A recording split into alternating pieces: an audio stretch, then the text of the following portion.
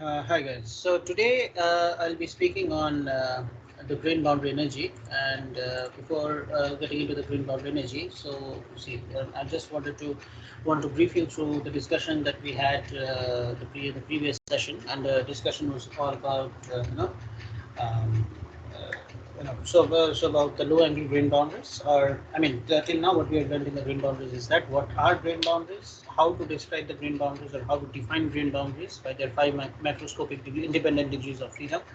And then secondly, we have also moved on to describing about the two very important parameters which are usually used to describe the different grain boundaries. That is the grain boundary misorientation angle and the grain boundary plane, and why it is required, because of course because obviously a grain boundary is a two-dimensional defect, okay, or it's a planar defect, unlike dislocations, which are one-dimensional defects, or the linear defects. And then grain boundaries, we have also defined.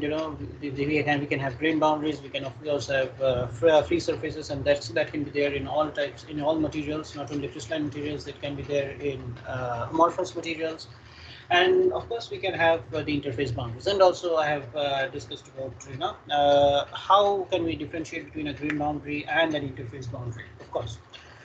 But now, and then also I've covered some aspects of low angle grain boundaries. Of course, they might be very elementary. For example, I've covered around this the low angle tilt boundary and the and the twist boundary. And of course, I've also discussed about the symmetrical tilt and the tilt boundary and the asymmetrical tilt boundary. Of course, and then how in terms of the dislocation arrangement of these are these types of boundaries different. There is a low angle tilt. How is it in terms of dislocation arrangement, and how a low angle twist boundary is in terms of dislocation arrangement. So today now and we have also primarily focused on why this 10 to 15 degrees, especially 15 degrees, is the criteria which is put forward by the Reed-Shockley model, or the dislocation model of grain boundaries, to separate between the low angle and the high angle boundaries. And today we can have a glimpse of why the high angle boundaries. Okay, that is how important this parameter can be, or how important this parameter is, in order to separate this to differentiate it based on to differentiate between both these parameters. I mean, to differentiate between both these types of grain boundaries. Rather. So there's a low angle boundary and the high angle boundary, and and we'll be discussing its significance in terms of the grain boundary energy gamma. Okay.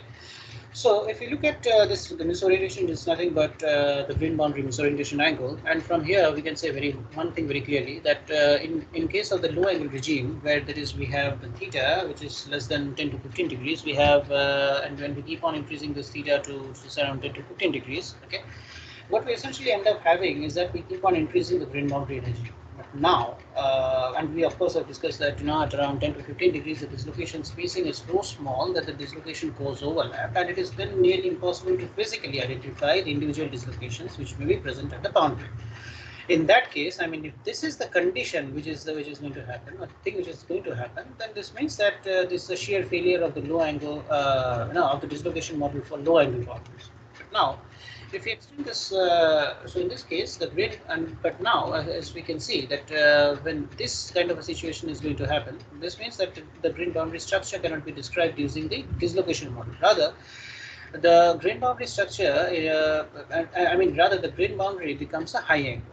Okay, I'm now here again. I'm talking about a random high angle boundary. I'm not talking about some special grain boundary, high angle grain boundary, which I'll be describing in the next slide. But so the random high angle boundary, where if we see this, the grain boundary energy, it reaches almost a plateau. Okay, I mean, of course, one can say that for a random angle boundary, its energy is higher as compared to a low angle boundary. But then for random angle boundary in any cubic, especially in a cubic material, or in a cubic system, or a material with cubic crystal system, for example, copper, nickel, aluminum, even uh, you know we can also have FCC, BCC, or the dual phase steels, for example, can be a very good example there. So there, what we can end up having is that the grain boundary energy is almost independent of misorientation. Okay, of course, in the beginning there might be some fluctuation beyond 15 degrees, but then the energy nearly becomes constant. The grain boundary energy nearly becomes constant with respect to the misorientation angle. So here we have been talking so far about this the boundary, which is also known as a random high angle grain boundary. Okay. So now, uh, so so this type of boundaries is very common in a microstructure. Okay. Whatever types of general grain boundaries we see in a microstructure, most of the boundaries are the random high angle boundaries. Of course, there are other types of high angle boundaries also. I'll be describing them. So if we now look at, but let us first now look at this kind of a microstructure, this kind of an image rather. So here we see that there are different atomic columns. So as we can see that if we have a random angle boundary here, okay, the random angle boundary here, and here. So we are essentially looking at the different atomic columns. We are essentially not looking at the at the atoms. And why? This is because we are nearly looking at. I mean, this image really resembles that of an HRTM image, high resolution TM image, where every visualization is in 2 dimension. I mean, we are not looking at a 3-dimensional atomic position, or the 3-dimensional visualizing the 3-dimensional position of atoms in in an atom probe microscope, for example. So in that case, we'll be having a perfect view of individual atoms. Okay. But here, what we are essentially doing is that, I mean, of course, this is not a HRT image, but this, the atomic columns, as we can see here. So all these are the atomic columns, the small dots. Each of them represents an atomic column, and anyway, even if you look at at a high resolution TM image, they really resemble the same type of atomic column arrangement. As you can see very interestingly that if you have a boundary here, and you look at the atoms, if you consider the orientation of this entire grain as one, for example, if you look at the atomic arrangement here, and you compare the atomic arrangement to the other side of this particular grain boundary, and so you see that there is a difference in the misorientation. I mean, the difference in the orientation.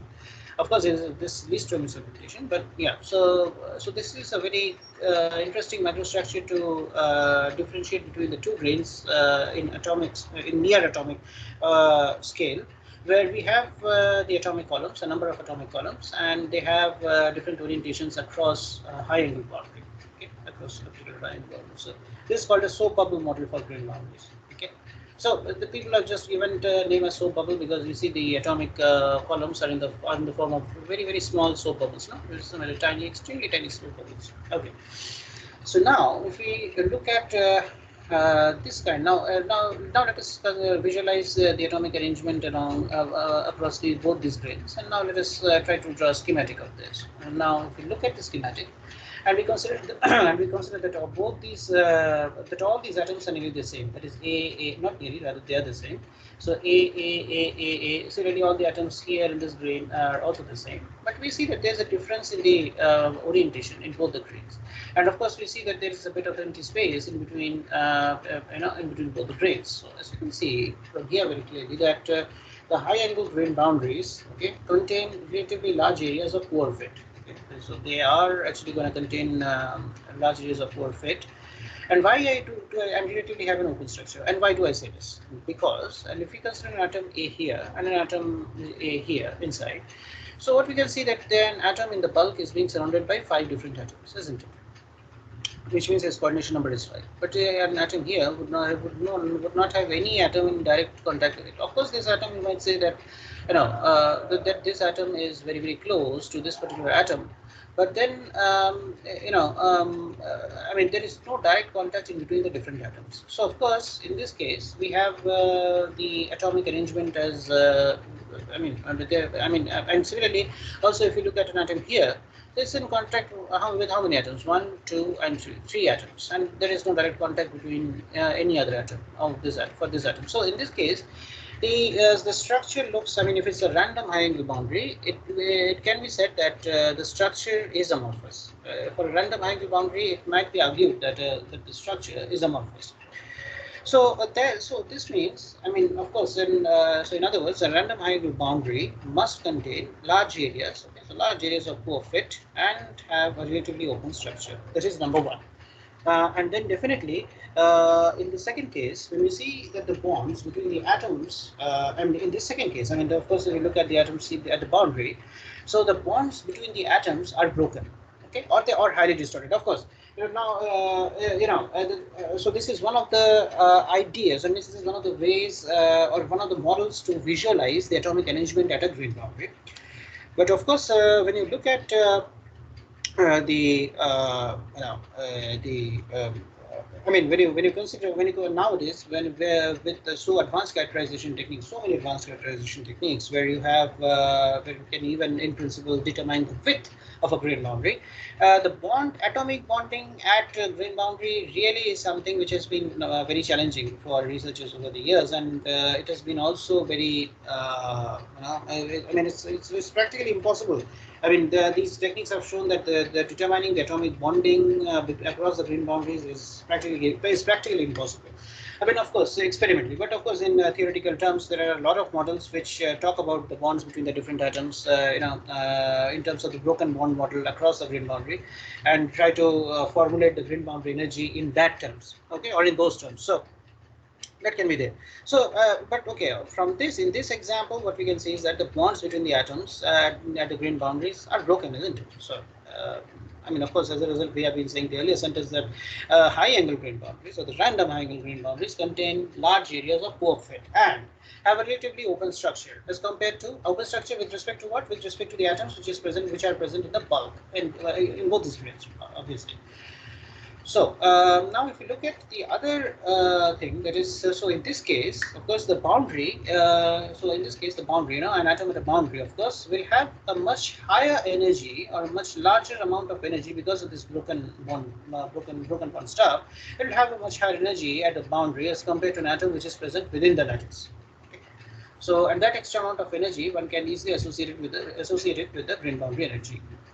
That's something which is known as the grain boundary energy. This is one way of visualizing a grain boundary energy, and this is the simplest way. Okay.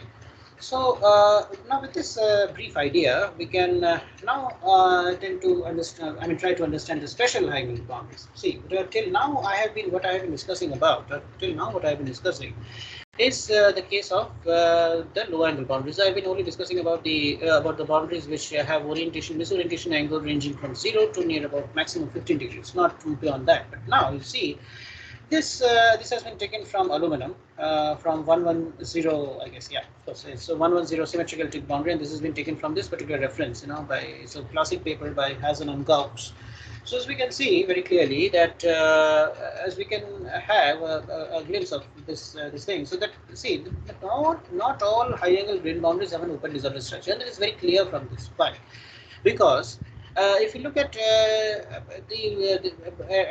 for example, a data point here and a data point here, so the grain boundaries for which these data points are represented evolved.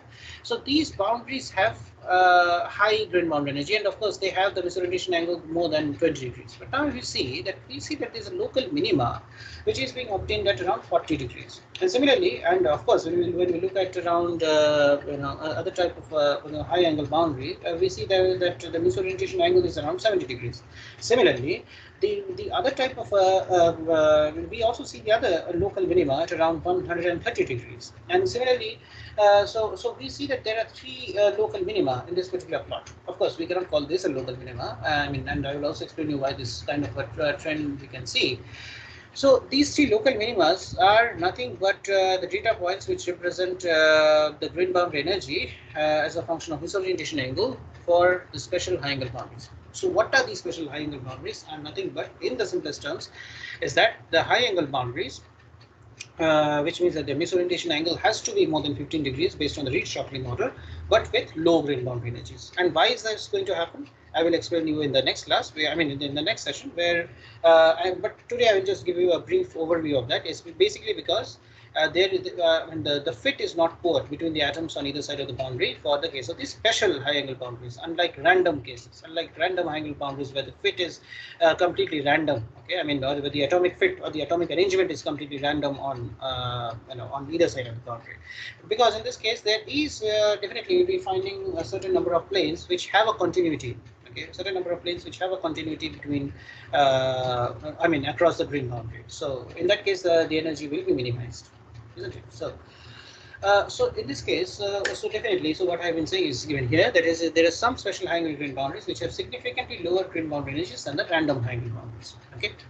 So as we can see, the other thing is that these boundaries occur at only particular misorientations. For example, if we consider the case of again aluminum here, and we have, and this is for 110 symmetrical tilt boundary, tilt boundaries only considering them. So we see that there are three local minima. Okay, we see that there are three local minima, and these three local minima are going to represent. These are going to represent the grain boundary energy as a function of orientation angle for the special angle boundaries that I've already mentioned once before.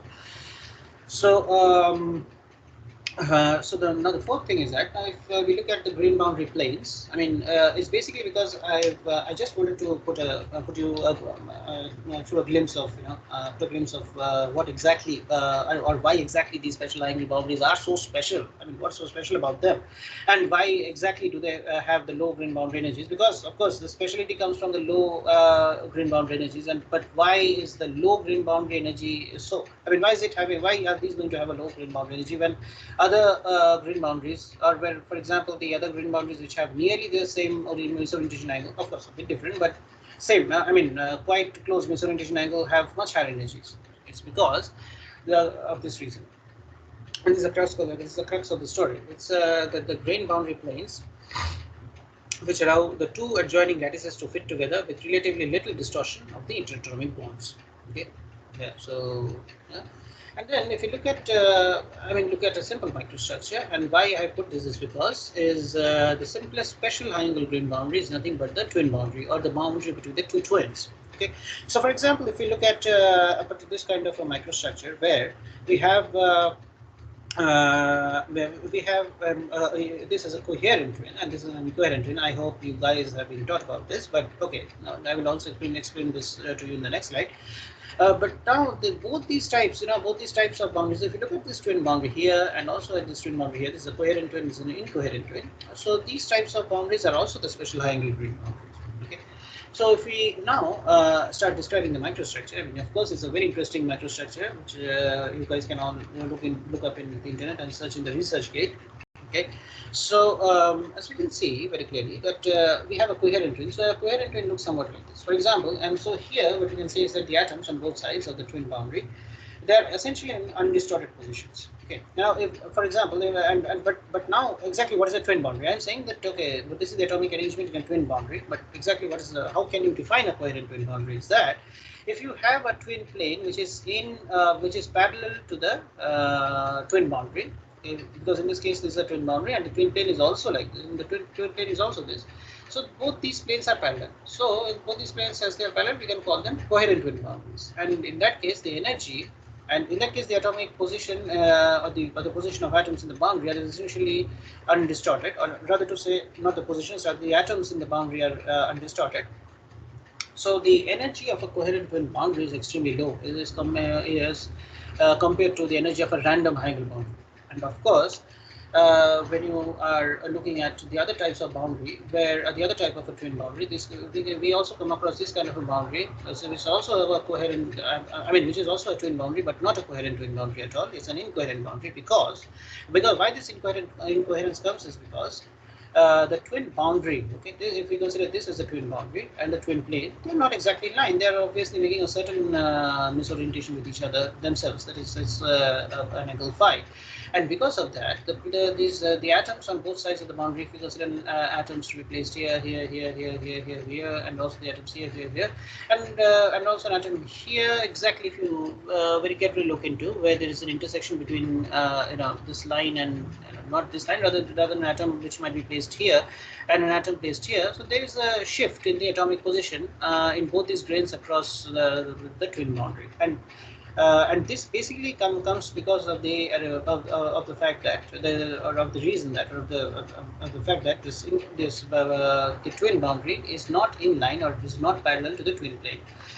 In this case, the atoms do not perfectly fit into each grain, and the boundary energy, in this case, the boundary energy will be, because of this angle, or because of this this difference, in the orientation between the twin plane and in the twin boundary, the energy of this boundary is comparatively larger Okay, it's comparatively larger. Of course, I will not go that much deep into the energy part of this, but okay, the energy. Just keep in mind that the energy of this, in this case of an arrangement, this type of arrangement of this, for this, or the case of this twin boundary, is much higher than the energy which is associated with the coherent twin boundary. And this kind of a twin, this kind of twin boundaries, or this kind of twin boundaries, okay, which extend throughout the grain. And this incoherent twin boundaries, this do not extend throughout the grains.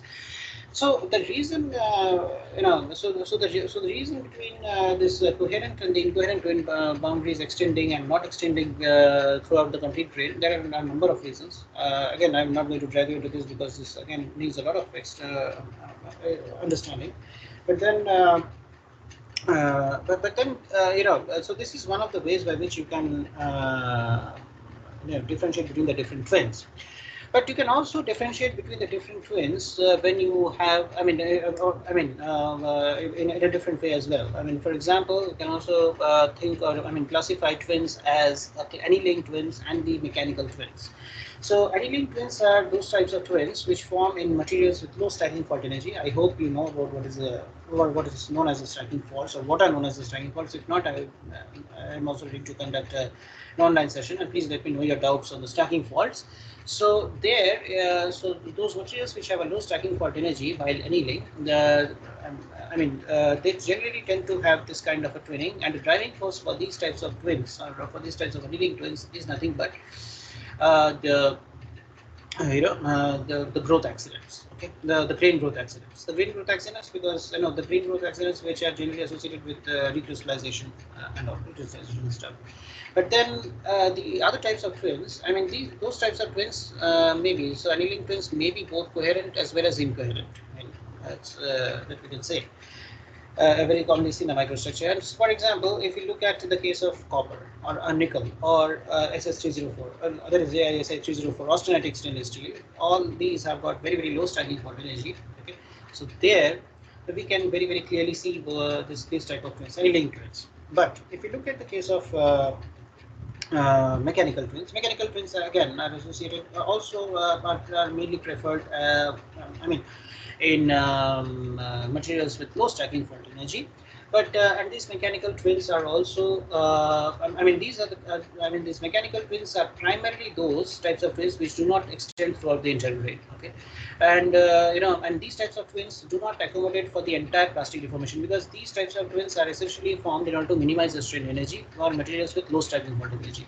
Okay, and but however, any kind of mechanical twinning in any low stacking fault energy material will not completely accommodate for the plasticity, or not completely accommodate for the plastic deformation. That is, whenever you deform a material plastically, I told you in one of the previous classes, we discussed in one of the previous classes rather, that the major plastic deformation mechanism in most metallic materials is slip.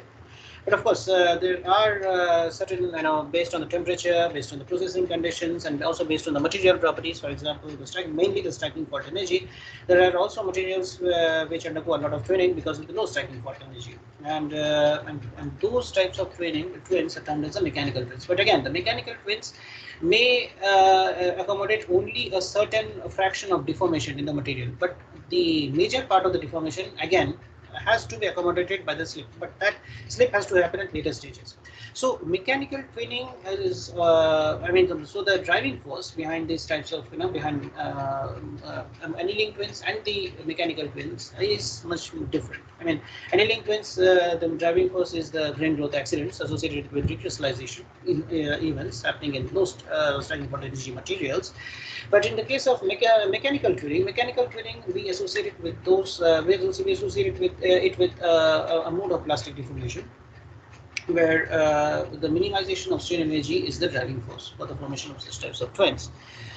So with this, I would like to end this session. Guys, please let me know if there is any doubt. Please go through this first. Please go through this recording continuously. This is just a it's just a new concept, and for you at this level. Please go through this recording time and again, and of course I am pretty sure that you guys will have a number of doubts. Maybe you might, but in that case, please don't hesitate to ask all those doubts. Yeah, so